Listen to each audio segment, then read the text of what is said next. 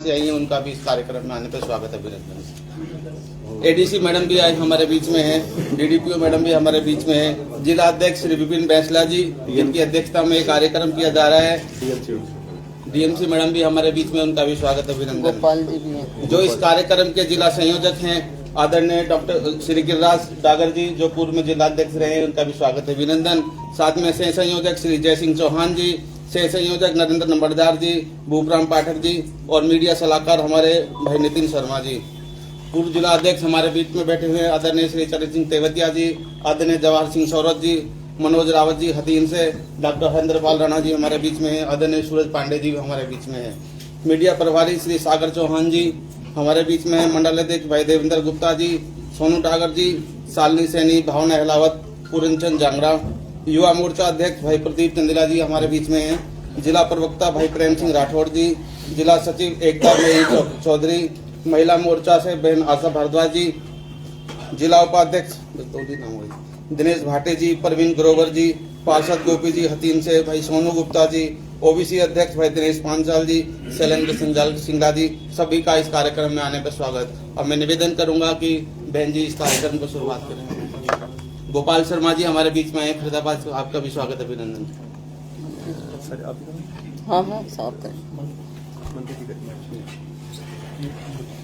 आज यहाँ पलवल के जितने भी पत्रकार भाई सभी को का बहुत बहुत स्वागत, बहुत बहुत अभिनंदन।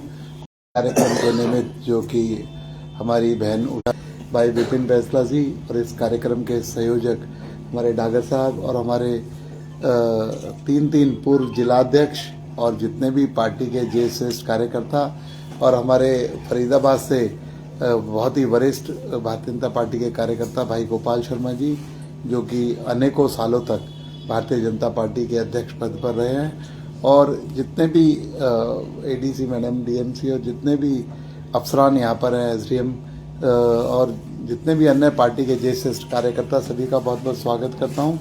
और मित्रों, आज आपको पता है एक ज्वलंत मुद्दा, एक इतना बड़ा नरेंद्र मोदी जी ने एक योजना के तहत किया, लेकिन किस तरीके से विपक्ष अपनी उस नाकामी को, जो कि वो इतने दिन तक इसको करेक्ट नहीं कर सके, आज माननीय मोदी जी ने जब उसे ठीक किया है और उसे ज्यादा लाभ पहुंचाने वाला कार्यक्रम बनाने का काम किया है, तो वो राम का भी विरोध कर रहे हैं, भारत का भी विरोध कर रहे हैं और इस चीज का भी, इस नीति का भी विरोध कर रहे हैं। तो मैं समझता हूँ पता नहीं कांग्रेस को और जो ये गठबंधन है पूरा का पूरा, इसको क्या आपत्ति है कि देश अगर विकसित हो, देश विकास हो।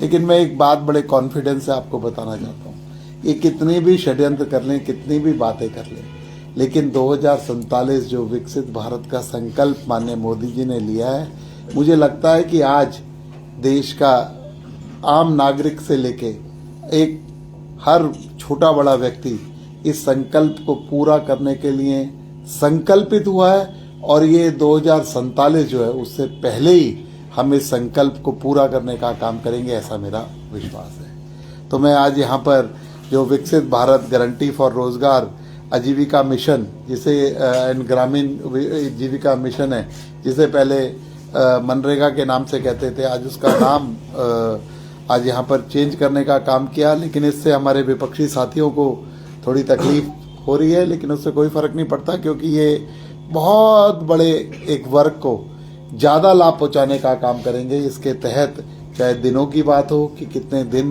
पहले थे, उससे ज्यादा दिन हम लोग इस रोजगार को दे सकेंगे, और भ्रष्टाचार इसमें जो बहुत चरम पर व्यापक था उसको खत्म करने का काम करेंगे, और जो कि एक अनऑर्गेनाइज सा सेक्टर था और जिसमें पता नहीं था कि ग्राम के अंदर काम तो हो रहा है, लेकिन किस दिशा में काम हो रहा है, ये एक ग्राम को विकसित करने का काम करेगा। तो ऐसी योजनाएं, इसके बारे में मैं आपको डिटेल से बताना चाहूँगा।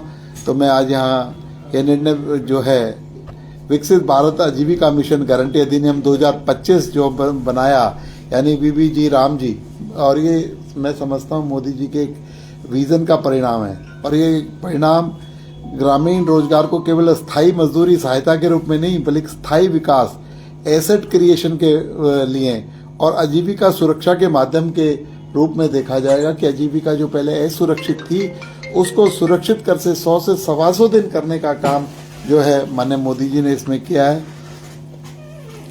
आज जो भारत के अंदर जो ग्रामीण विकास है, आज बड़ी संख्या में जो कृषि पर आधारित काम वहाँ पर होते हैं, और ये मनरेगा भी उसी के अंदर आती थी, जिसको वीपी जी राम जी का नाम दिया गया है। उसे और भी तरीके से ऑर्गेनाइज करने का काम माननीय मोदी जी के विजन ने किया है कि आज चाहे पहले के टाइम में रोजगार के कार्यक्रम केवल मतलब मैं समझता हूँ आय के साधन ही नहीं है, ये रोजगार का साधन तो था लेकिन ये आय के साधन ही नहीं है। इसमें एक कॉम्प्रिहेंसिव डेवलपमेंट विकास जो हमारे गांव का होना चाहिए, ऐसा खाका खींचने का काम माननीय मोदी जी ने किया है, जिसके अंदर जो बेसिक सुविधाओं से लेकर चाहे जलवायु परिवर्तन की बात हो, चाहे कृषि से रिलेटेड वो हो, चाहे गांव की डेवलपमेंट हो, इस तरीके के 4 तरीके के प्रोग्रामों में को इसमें समायोजित करने का काम किया गया है। तो मैं इसे डिटेल में 2006 में मनरेगा के बारे में समय के साथ स्पष्ट हो गया था कि केवल रोजगार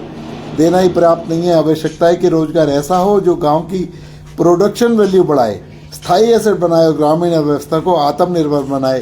यहीं से एक नए ढांचे की शुरुआत होनी शुरू हुई है।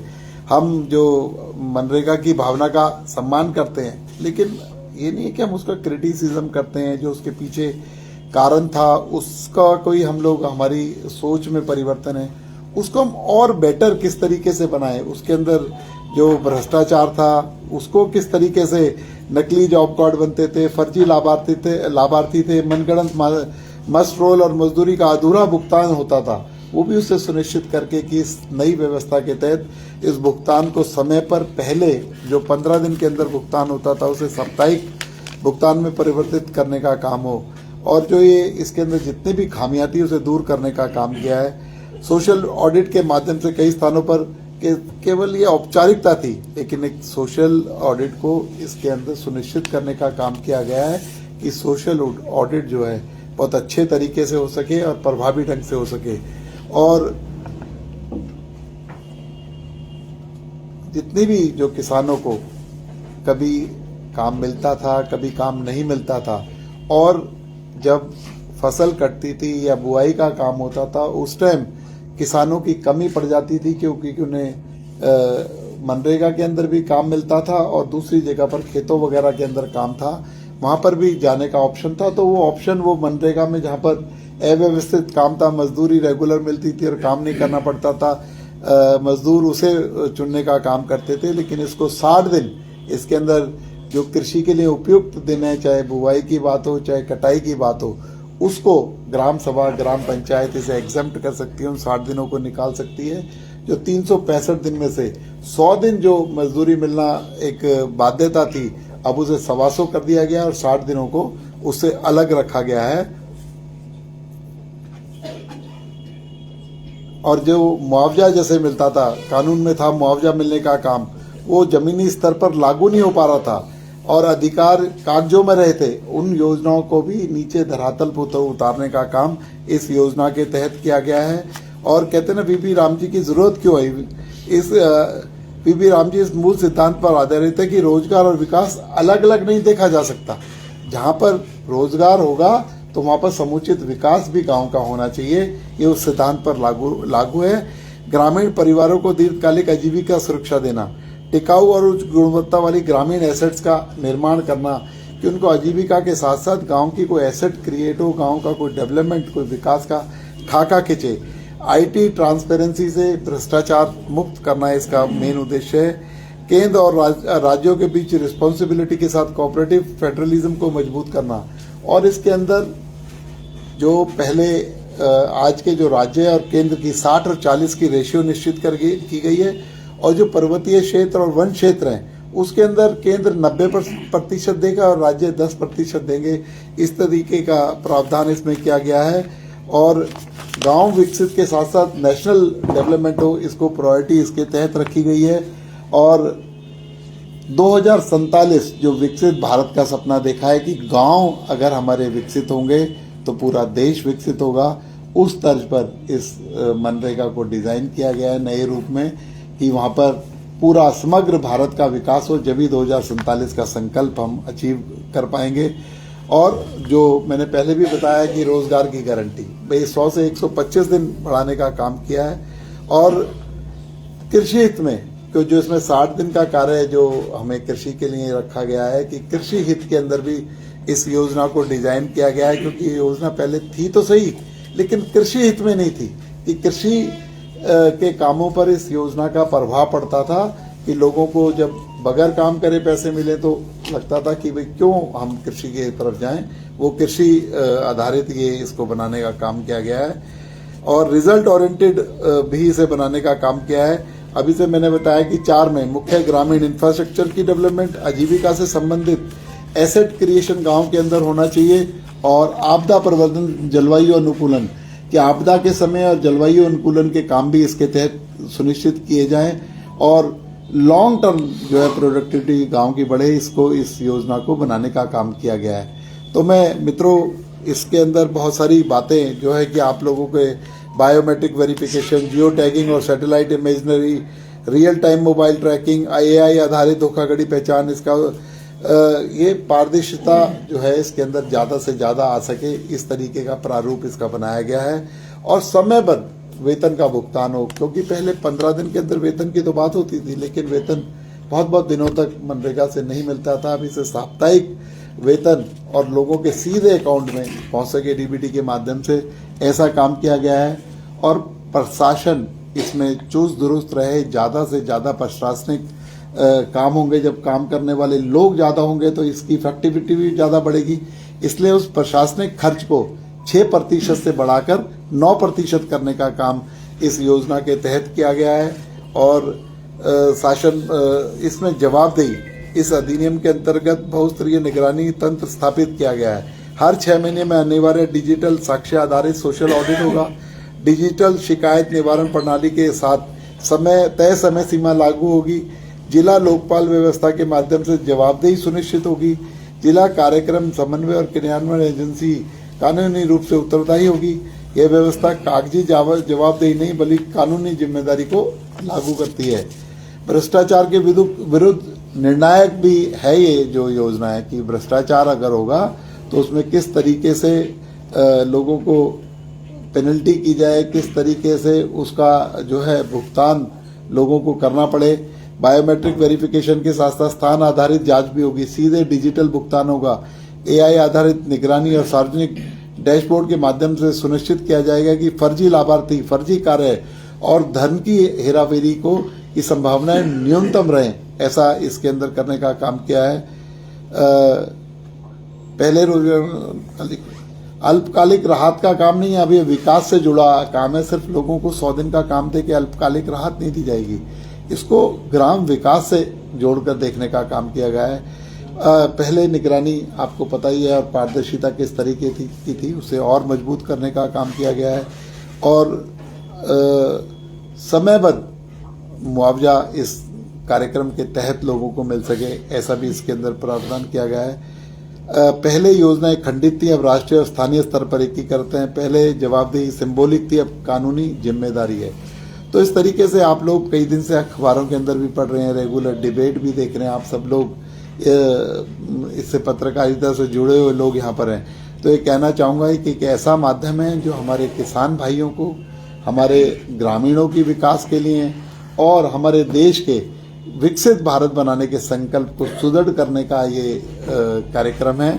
और इस कार्यक्रम के लिए मैं माननीय प्रधानमंत्री नरेंद्र मोदी जी को और जो ये बिल पास करके इसको लागू किया गया है संसद के सभी सदस्यों को मैं बहुत बहुत मुबारकबाद देना चाहता हूँ। धन्यवाद। मंत्री जी, नामकरण यानी कि मनरेगा था पहले, इसका नाम क्यों चेंज किया है? इसका ठीक है मॉनिटरिंग की जा रही है, तो उसी नाम से मॉनिटरिंग बढ़ाई जा सकती थी। देखिए, ये पहले भी बहुत सारी ऐसी योजनाएं हैं जो 60 से ज़्यादा योजनाएं जो पिछली सरकारों ने अपने परिवार के नाम रखी, ये तो भगवान राम के नाम पर रखी है।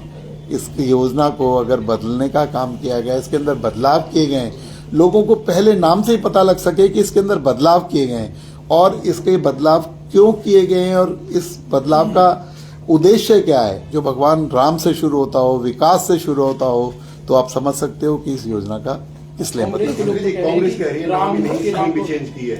देखिए, मैंने कहा ना, उन लोगों को पच नहीं रहा कि मोदी जी हर योजना को किस तरीके से बेटर करने का, डे बाय डे और बेटर करने का काम कर रहे हैं। बताया ना कि क्या योजना चेंज की गई है? 100 से 125 दिन की हमने रोजगार देने का काम किया है। हमने 15 दिन से जो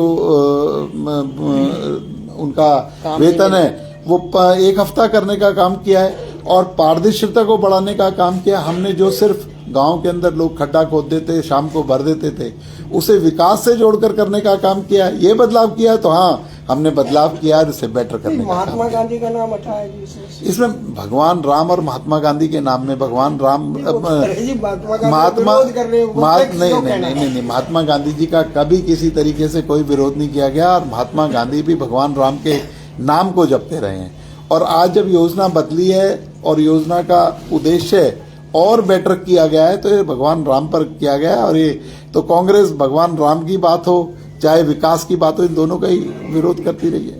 मंत्री जी, मनरेगा में कोई कमियां अगर थी तो उनको ढूंढने में भारतीय जनता पार्टी की सरकार को 11 साल हो गए, तो 11 साल क्यों लगे? अगर कोई कमियां थी तो देखिए, पिछले 11 साल के अंदर आप लोगों ने देखा होगा, एक नहीं 200 के लगभग जो योजनाएं थी उनको बेटर किया गया।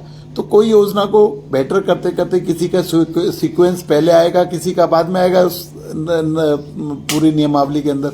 तो ये जब जो जैसे बेटर हो जाए इसको बेटर करने का काम किया गया। और हमारे जो कांग्रेसी मित्र हैं किस तरीके से प्रोपोगंडा बनाने का काम करते हैं इसको फुल प्रूफ करने का काम किया। और इसकी जवाबदेही जितनी भी जो है वो भारतीय जनता पार्टी की सरकार की है कि ये लोगों के लिए बेटर रहेगी, पूर्ण पारदर्शिता पूर्ण रहेगी और लोगों को ज्यादा लाभ मिलेगा। मंत्री जी का ये आरोप, एक सेकंड, मंत्री जी राम जी के नाम से आपत्ति किसको है?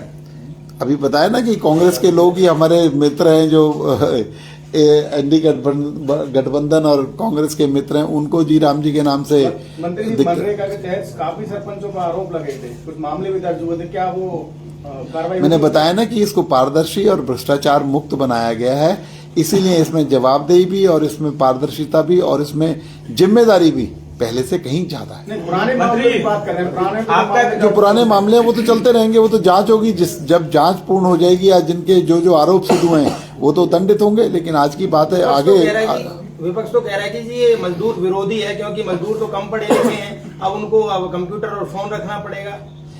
डीबीटी के माध्यम से डायरेक्ट बेनिफिट देने का काम माननीय मोदी जी ने किया है और उस भ्रष्टाचार को खत्म किया है। जब कांग्रेस का प्रधानमंत्री बोलता था कि हम 100 रुपए भेजते हैं 15 रुपए जाते हैं, तो मजदूर अच्छे तरीके से जानता है इसमें उतना ही कंप्यूटर यूज करना है जितना उसके आजीविका के लिए जरूरी है। मंत्री जी, ये तो जब आप कह रहे हो कि इसमें बेटर करने का प्रयास किया गया है, बेटर किया है, जो पहले मनरेगा थी उससे बेटर किया है, तो ये तो कांग्रेस को भी समझ में आ रही होगी बेटर किया, फिर वो विरोध का कारण क्या है? इसीलिए तो वो सकारात्मक विपक्ष नहीं है। जब देख रहे हैं कि एक एक कामों के अंदर बेटरमेंट होती जा रही है तो उनकी दुकान बंद होती नजर आ रही है, इसलिए उनको दिक्कत हो रही है और कोई दिक्कत नहीं है। सर ये कह रहे हैं उनका जो शेयर डाल दिया उस स्टेट्स पे डाल दिया है, पहले टोटली सेंट्रल गवर्नमेंट का था। देखिए, पहले सेंट्रल गवर्नमेंट का 100% नहीं था, 75 और 25 था, उसको 60-40 करके और जो हमारे वन और पहाड़ी क्षेत्र हैं उनमें 90 और 10 भी किया, वो भी भारतीय जनता पार्टी की सरकार ने किया। जो है विकसित प्रदेश हैं वहां पर 90% केंद्र की सरकार देगी और 10% जो है स्टेट गवर्नमेंट देने का काम करेगी। इसका लाभ किसानों को होगा, देश के विकास को होगा और सभी भारतीयों को होगा। श्रमिकों मजदूरों और कुछ बात बताओ। ठीक है, धन्यवाद। धन्यवाद सर, धन्यवाद।